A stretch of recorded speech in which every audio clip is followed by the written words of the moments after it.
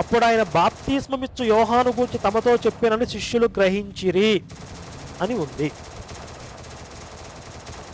ఏలియా ముందు రావాలనే మాట నిజమే, అలాగే ఆయన వచ్చాడు కూడా. కానీ వీళ్ళు ఆయన్ని గుర్తుపట్టకుండా ఆయన పట్ల వీళ్ళు తమకిష్టం వచ్చినట్లుగా ప్రవర్తించారు అని చెప్పి యేసు చెప్తే శిష్యులు, ఓహో ఇప్పుడు మన గురువుగారు యేసు చెప్తున్నది బాప్తిస్మమిచ్చు యోహాను గురించి కావాలా అని వాళ్ళు గ్రహించారు అని ఉంది. అంటే ఏలియానే యోహానుగా వచ్చాడు అని చెప్పి యేసు చెప్తున్నాడు. ఇక్కడ యేసు తాను క్రీస్తుని అని చెప్పుకున్నాడు.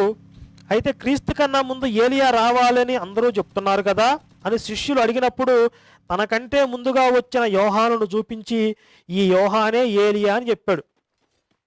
యేసేమని చెప్పుకున్నాడు, నేనే ఆ క్రీస్తుని అని చెప్పుకున్నాడు.